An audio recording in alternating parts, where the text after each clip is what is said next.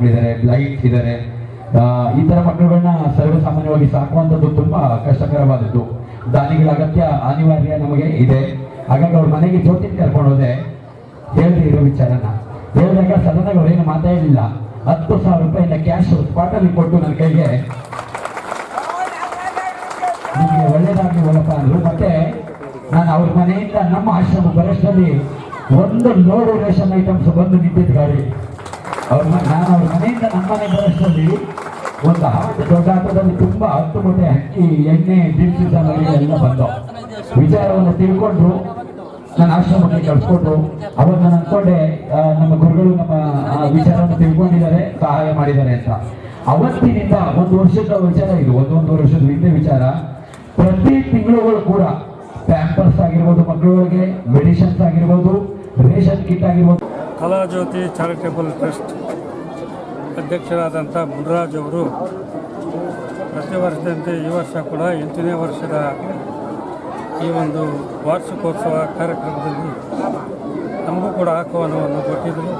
ಆಹ್ವಾನದ ಮೇರೆಗೆ ನಾನು ಕೂಡ ಈ ಕಾರ್ಯಕ್ರಮದಲ್ಲಿ ಭಾಗಿಯಾಗಿ ಈ ಕಾರ್ಯಕ್ರಮವನ್ನು ದೀಪ ಬೆಳಗಿಸುವ ಮೂಲಕ ಈ ಕಾರ್ಯಕ್ರಮಕ್ಕೆ ಚಾಲನೆಯನ್ನು ಕೊಟ್ಟು ಕೆಲವು ವಿಚಾರಗಳನ್ನು ನಾನು ಸಭೆಯಲ್ಲಿ ಕೂಡ ಸಾರ್ವಜನಿಕವಾಗಿ ಪ್ರಸ್ತಾಪವನ್ನು ಮಾಡಿದ್ದೆ.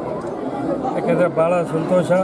ಸಮಾಜದಲ್ಲಿ ನೊಂದು ಬೆಂದಂಥ ಅಂಗವಿಕಲರಾಗ್ಬೋದು ಅಥವಾ ಬುದ್ಧಿಮಾಂದ್ಯ ಹೋದವರು, ಹಾಗೆ ನಮ್ಮ ಅಂಧರು, ಇಂಥ ಸಮಾಜದಲ್ಲಿ ಆರ್ಥಿಕವಾಗಿ ಹಿಂದುಳಿದ ಸಮುದಾಯಗಳನ್ನು ಒಂದು ಟ್ರಸ್ಟ್ ಮೂಲಕ ಅವರು 10 ವರ್ಷಗಳಲ್ಲಿ ಪ್ರಾರಂಭ ಮಾಡಿ ಇವರ ಒಂದು 60 ಜನ ಅಂಧ ಮಕ್ಕಳನ್ನು ಇಟ್ಟು ಅವರಿಗೆ ಶಿಕ್ಷಣ, ಹಾಗೆ ಅವರಿಗೆ ಊಟದ ವ್ಯವಸ್ಥೆ, ಎಲ್ಲ ವ್ಯವಸ್ಥೆಯೊಂದಿಗೆ ಇವತ್ತು ಅದರ ಒಂದು ನಿರ್ವಹಿಸ್ತಾ ಇದೆ.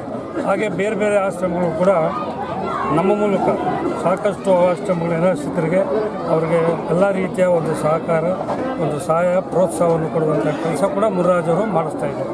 ಅದಕ್ಕೆ ನಾನು ಅವರಿಗೆ ಈ ಸಮಾರಂಭದಲ್ಲೇ ಭಾಳ ಮನದಾಳಪೂರ್ವಕವಾಗಿ ಅಭಿನಂದನೆಗಳು ಕೂಡ ನಾನು ಅವರಿಗೆ ಸಲ್ಲಿಸ್ತೀನಿ. ಇಲ್ಲಿ ಬಂದಂಥ ಎಲ್ಲ ಸಮಾಜದಲ್ಲಿ ನೊಂದು ಬೆಂದಂಥ ಸಮುದಾಯಗಳು, ಇವರಿಗೆಲ್ಲರೂ ಕೂಡ ದೇವರು ಆಯುಧ, ಆರೋಗ್ಯ, ಸಕಲ ಸಂಪತ್ತುಗಳನ್ನು ಕೊಡಲಿ ಅಂತ ನಾನೀಗಾಗಲೇ ದೇವರಲ್ಲಿ ಕೂಡ ಪರವಾಗಿ ಪ್ರಾರ್ಥನೆ ಮಾಡಿದ್ದೇನೆ. ನಾವು ಕೂಡ ಇಂಥ ಸುಮಾರು 25ರಿಂದ 30 ನಿರಾಶ್ರಿತರ ಈ ಆಶ್ರಮಗಳಿಗೆ ಪ್ರತಿ ತಿಂಗಳು ಕೂಡ ಅವರಿಗೆ ಅಲ್ಲಿ ಅವಶ್ಯಕತೆ ಇರತಕ್ಕಂಥದ್ದನ್ನು ನಾನು ಕೊಡುವಂಥ ಕೆಲಸ ನಾನು ಮಾಡ್ತಾ ಬಂದಿದ್ದೇನೆ. ಅದನ್ನು ಕೂಡ ಮುಂದೆ ಹೀಗೆ ಮುಂದುವರಿಸುವ ನಮ್ಮ MTB ಟ್ರಸ್ಟಿನ ದೇಹ ಮತ್ತು ಉದ್ದೇಶವೂ ಕೂಡ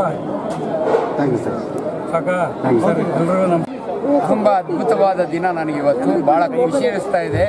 ಡಾಕ್ಟರ್ ಮುನ್ರಾಜ್ ಅವರ ಪಕ್ಕದಲ್ಲಿ ನಿಂತ್ಕೊಂಡು ನಿಮ್ಮ ಜೊತೆಯಲ್ಲಿ ಮಾತಾಡ್ತಿದ್ದೀನಿ. ಒಬ್ಬ ವೈದ್ಯನಾಗಿ ಸಮಾಜದಲ್ಲಿ ಇಂಥ ಒಳ್ಳೆಯ ಕಾರ್ಯಗಳು ನಡೀತಿದ್ದಾಗೆ ಹೆಮ್ಮೆ ಅನಿಸುತ್ತೆ, ಸಂತೋಷ ಅನಿಸುತ್ತೆ. ನಾನು ಕೂಡ ಪಾರ್ಟ್ ಆಫ್ ದಿಸ್ ಪ್ರೋಗ್ರಾಮ್. ಆಗಲೇ MTB ನಾನು ಕೊಡುಗೈ ದಾನಿ ಅಂತ ಹೇಳಿದೆ, ಪುಣ್ಯಾತ್ಮರು ಅಂಥವ್ರನ್ನ ಕಾಂಟ್ಯಾಕ್ಟ್ ಮಾಡಿ ನಮ್ಮ ಡಾಕ್ಟರ್ ಮುನ್ರಾಜ್ ಅವರು ನಮ್ಮ ಇಂಥ ಸೇವೆ ಮಾಡ್ತಿರೋದು ನಿಜವಾಗ್ಲೂ ಅದ್ಭುತ. ಅದರೊಳಗಾಗಿ ಇಷ್ಟು ಜನ ಮಾಧ್ಯಮದವರು, ಒಂದು ಸಿನಿಮಾ ಇದ್ರದ್ದು ನಡೀತಲ್ಲ ಆ ಥರ ಇಷ್ಟು ಜನ ಸೇರಿ ಇದನ್ನು ಜನಸಾಮಾನ್ಯರಿಗೆ ಮಾಡ್ತಿರೋ ಒಳ್ಳೆ ಕೆಲಸನ ತಲುಪಿಸ್ತಿದ್ದೀರಲ್ಲ, ನಿಮಗೂ ಕೂಡ ಅಭಿನಂದನೆಗಳು. ನಿಜವಾಗ್ಲೂ ಇವತ್ತಿನ ಈ ವಿಕಲಚೇತನ ಅಲ್ಲ, ವಿಶಿಷ್ಟ ಚೇತನ ಮಕ್ಕಳಿಗೆ ಅವ್ರ ಕಷ್ಟ ಏನು ಅಂತ ನನಗೆ ಗೊತ್ತಿದೆ. ಸೊ ಆ ದೃಷ್ಟಿಯಲ್ಲಿ ನಾನು ಭಾಳ ಫೆಮಿಲಿಯರ್ ಇದ್ದೀನಿ. ನೀವು ಎಲ್ರಿಗೂ ಗೊತ್ತು, ನಾನು ಯೂಟ್ಯೂಬ್ನಲ್ಲಿ ಕೋವಿಡ್ ಟೈಮ್ನಿಂದಲೂ ಕೂಡ ಜನಗಳಿಗೆ ಸಾಕಷ್ಟು ಧೈರ್ಯ ಹೇಳಿ ಬಂದಂಥ ಒಬ್ಬ ವೈದ್ಯ. ಈ ಸಮಾರಂಭಕ್ಕೆ ಕರೆದಿದ್ದಕ್ಕೆ ನನಗೆ ಬೇರೆ ಒಂದು ಕಾರ್ಯಕ್ರಮ ಇದ್ದರೂ ಕೂಡ ನಮ್ಮ ಶಿವು ಹೇಳಿದ್ದಕ್ಕೆ ಶಿವು ಜೊತೆಯಲ್ಲಿ ಇಲ್ಲಿ ಬಂದಮೇಲೆ ಗೊತ್ತಾಯಿತು ಆ್ಯಕ್ಚುಲಿ ಮುನ್ರಾಜ್ ಅವರು ಇಂಥ ಉತ್ತಮ ಕೆಲಸವನ್ನು ಮಾಡ್ತಿದ್ದಾರೆ ಅಂತ. ಅವ್ರಿಗೆ ಸಪೋರ್ಟ್ ಕೊಡಿ. ಇಷ್ಟೊತ್ತು ಕೂಡ ನಾವು ಅವ್ರಿಗೆಲ್ಲ ಸನ್ಮಾನ ಮಾಡಿದೆ ನಾನು. ಬೆಳಕು ಇರ್ಬೋದು, ಇಂಥ ಅನೇಕ ವಾಲಂಟರಿ ಆರ್ಗನೈಸೇಷನ್ಸು ಇಂಥವ್ರ ಜೊತೆ ಕೈ ಜೋಡಿಸ್ತಾರೆ ಅಂದರೆ ಇಟ್ ಈಸ್ ಜಿನೈನ್.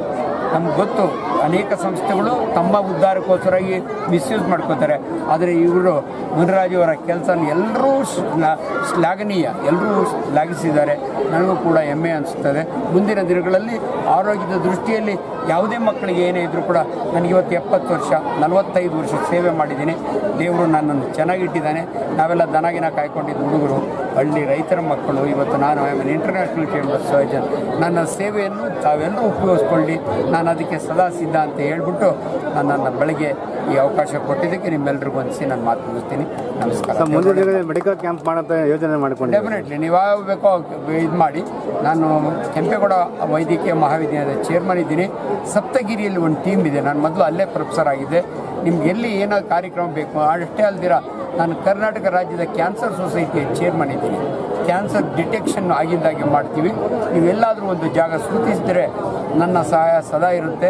ಸಮಾಜಕ್ಕೆ ಒಳ್ಳೆಯ ಕೆಲಸ ಮಾಡಲಿಕ್ಕೆ ಈ ರೀತಿಯ ಅವಕಾಶಗಳು ನೀವು ಕೊಡೋದ್ರಿಂದ ನಮಗೆ ಮಾಡಲಿಕ್ಕೆ ನಾವು ಮಾಡೋದೇನು ದೊಡ್ಡ ಕೆಲಸ ಅಲ್ಲ. ನೀವು ಕೊಟ್ಟ ಅವಕಾಶನ ಉಪಯೋಗಿಸ್ಕೊಂಡು ಜನಸಾಮಾನ್ಯರಿಗೆ ನಿಮ್ಮೊಟ್ಟಿಗೆ ನಾವು ಸೇವೆ ಮಾಡಲಿಕ್ಕೆ ಸದಾ ಸಿದ್ಧ ಅಂತ ಹೇಳ್ತೀನಿ. ಇವತ್ತು ಶ್ರೀ ಕಲಾಜ್ಯೋತಿ ವಿಶೇಷ ಮಕ್ಕಳ 8ನೇ ವರ್ಷದ ವಾರ್ಷಿಕೋತ್ಸವ ಹಾಗೂ ಕೃತಜ್ಞತಾ ಸಮಾರಂಭ ಕಾರ್ಯಕ್ರಮವನ್ನು ಆಯೋಜನೆ ಮಾಡಲಾಗಿತ್ತು. ಈ ಒಂದು ವಿಚಾರ ಪ್ರತಿ ವರ್ಷವೂ ಕೂಡ ಮಾಡ್ತಾ ಇದ್ದೀವಿ. ಯಾಕೆಂದರೆ ಎಲ್ಲರೂ ಕೂಡ ವ್ಯಕ್ತಿಯ ಹುಟ್ಟುಹಬ್ಬವನ್ನು ಆಚರಣೆ ಮಾಡ್ಕೊಳ್ತಾರೆ. ಆದರೆ ಸುಮಾರು ಜನ ನನಗೆ ಹೇಳ್ತಾರೆ ನಿಮ್ಮ ಹುಟ್ಟುಹಬ್ಬ ಯಾವಾಗ ಅಂತ. ನನ್ನ ಹುಟ್ಟುಹಬ್ಬ ಇವತ್ತೇ. ಯಾಕೆಂದರೆ 50ಕ್ಕೂ ಹೆಚ್ಚು ಮಕ್ಕಳು ನಮ್ಮಲ್ಲಿ ಇವತ್ತು ಊಟ, ವಸತಿ, ಶಿಕ್ಷಣವನ್ನು ಪಡ್ಕೊಳ್ತಾ ಇದ್ದಾರೆ, ಥೆರಪಿ ಪಡ್ಕೊಳ್ತಾ ಇದ್ದಾರೆ. ಸಿಂಗಲ್ ಪೇರೆಂಟ್ಸ್ ಮಕ್ಕಳಿದ್ದಾರೆ. ತಂದೆ ಇದ್ದು ತಾಯಿ ಇರಲ್ಲ, ತಾಯಿ ಇದ್ದು ತಂದೆ ಇರಲ್ಲ. ಅಂಥ ಮಕ್ಕಳುಗಳಿಗೆ ಇಬ್ಬರು ಇಲ್ದಿರೋವಂಥ ಮಕ್ಕಳು, ತಂದೆ ಇಲ್ದಿರೋವಂಥ ಮಕ್ಕಳುಗಳನ್ನ ನಾವು ಹ್ಯಾಂಡಿಕ್ಯಾಫ್ಟ್, ಬೆಡ್ ರಿಡನ್ ಮಕ್ಕಳು, ಮೆಂಟಲಿ, ಫಿಸಿಕಲ್ ಹ್ಯಾಂಡಿಕ್ಯಾಫ್ಟ್, ಬ್ಲೈಂಡು ಈ ಥರ ಮಕ್ಕಳುಗಳಿಗೆ ಉಚಿತವಾಗಿ ಆಶ್ರಯವನ್ನು ಕೊಟ್ಟಿದ್ದೀವಿ. ನಿರಂತರವಾಗಿ ಸೇವೆ ನಡ್ಕೊಂಡು ಹೋಗ್ತಾ ಇದೆ. ಈ ಥರ ವೈದ್ಯರು ನಮಗೆ ಸಂಪರ್ಕ ಆಗಿದ್ದಾರೆ. ಈ ಥರದಲ್ಲೇ ಒಬ್ಬರು ಯಾರೋ ಭೇಟಿಯಾದರೂ ಮುಂದಿನ ದಿನಗಳು ಅವ್ರು ನಮ್ಮ ನಿರಂತರವಾಗಿ ಸೇವೆಗೆ ಇರ್ತಾರೆ.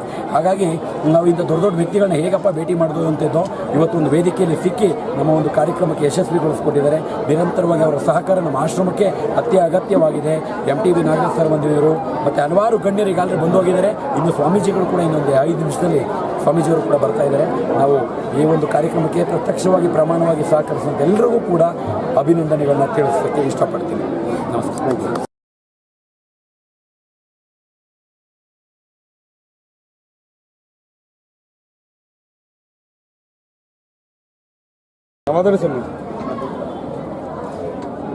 ಕಲಾಜ್ಯೋತಿ ಚಾರಿಟಬಲ್ ಟ್ರಸ್ಟ್ ಇವತ್ತು ತನ್ನ 8ನೇ ವರ್ಷದ ವಾರ್ಷಿಕೋತ್ಸವವನ್ನು ಆಚರಿಸಿಕೊಳ್ತಾ ಇದೆ. ಅದರ ಸಂಸ್ಥಾಪಕರಾದಂಥ ಮುನಿರಾಜರವರು ಈ ಸಮಾಜದಲ್ಲಿ ಏನು ದಿವ್ಯ ಚೇತನರಿದ್ದಾರೆ ಅವರಿಗೆ ಆಸರೆಯಾಗಿ ನಿಂತು ಅವರ ಎಲ್ಲರ ದೈಹಿಕ ಮಾನಸಿಕ ವೈಫಲ್ಯವನ್ನು ಮರೆತು ಈ ಸಮಾಜದಲ್ಲಿ ನಾವು ಕೂಡ ಮುಖ್ಯ ವಾಹಿನಿಗೆ ಬರಬಹುದು ಅನ್ನೋ ಒಂದು ಚೈತನ್ಯವನ್ನು ತುಂಬುವಂಥ ಕೆಲಸವನ್ನು ತುಂಬ ಶ್ರದ್ಧೆಯಿಂದ ಸಂಯಮದಿಂದ ಮಾಡ್ಕೊಂಡು ಬರ್ತಾ ಇದ್ದಾರೆ. ಕಲಾಜ್ಯೋತಿ ಚಾರಿಟಬಲ್ ಟ್ರಸ್ಟ್ನ ಈ ಒಂದು ಸಂದರ್ಭದಲ್ಲಿ ಯಾರ್ಯಾರು ಈ ಒಂದು ಸಮಾಜಮುಖಿ ಕೆಲಸಕ್ಕೆ ಸಹಕಾರವನ್ನು ನೀಡ್ತಾ ಇದ್ದಾರೆ ಅವರೆಲ್ಲರಿಗೂ ಸಹ ಕೃತಜ್ಞತೆಯನ್ನು ಸಲ್ಲಿಸುವಂಥ ಒಂದು ಸಮಾರಂಭವನ್ನು ಸಹ ಹಮ್ಮಿಕೊಂಡಿದ್ದಾರೆ. ಕಲಾಜ್ಯೋತಿ ಅದು ಕೇವಲ ಕಲಾಜ್ಯೋತಿ ಅಂದರೆ ಬರೀ ಪ್ರದರ್ಶನಕ್ಕೆ ಅಲ್ಲ. ಈ ಒಂದು ಕಲಾಜ್ಯೋತಿ ಯಾರು ದುರ್ಬಲರಿದ್ದಾರೆ, ಯಾರು ದೀನರಿದ್ದಾರೆ, ಯಾರು ವಿಕಲಚೇತನರಿದ್ದಾರೆ ಅವರಲ್ಲಿ ಆತ್ಮಜ್ಯೋತಿಯನ್ನು ಹಚ್ಚಿ ಆ ಮೂಲಕ ಉದ್ದೀಪನಗೊಳಿಸುವಂಥ ಕೆಲಸವನ್ನು ನಿಜಕ್ಕೂ ಮಾಡ್ತಾ ಇದೆ ಅಂತೇಳಿ ಈ ಸಂದರ್ಭದಲ್ಲಿ ಈ ಒಂದು ಸಂಸ್ಥಾಪಕರಾದಂಥ ಮುನಿರಾಜರವರಿಗೆ ಭಗವಂತ ಮತ್ತಷ್ಟು ಶಕ್ತಿಯನ್ನು ಕೊಡಲಿ. ಯಾರು ಈ ಜಗತ್ತಿನಲ್ಲಿ ನಮಗೆ ಏನೂ ಇಲ್ಲ, ನಾವೆಲ್ಲರೂ ಸಹ ಭಗವಂತ ನಮ್ಮಲ್ಲಿ ಏನೋ ಕಿತ್ಕೊಂಡ್ಬಿಟ್ಟಿದ್ದಾನೆ ಅಂತ ಭಾವನೆ ಇರುತ್ತಲ್ಲ, ಅವರೆಲ್ಲರ ಭಾವನೆಯನ್ನು ಹುಸಿಗೊಳಿಸಿ ಅವರಲ್ಲಿ ಆತ್ಮಶಕ್ತಿಯನ್ನು, ಆತ್ಮ ಚೈತನ್ಯವನ್ನು ತುಂಬುವಂಥ ಕೆಲಸವನ್ನು ಈ ಕಲಾಜ್ಯೋತಿ ಟ್ರಸ್ಟ್ ಮಾಡಲಿ. ಆ ಶಕ್ತಿಯನ್ನು ಭಗವಂತ ಅವರಿಗೆ ಮುನಿರಾಜ್ ಗೌಡ್ರಿಗೆ ಕೊಡಲಿ ಅಂತೇಳಿ ಹಾರೈಸ್ತಾರೆ.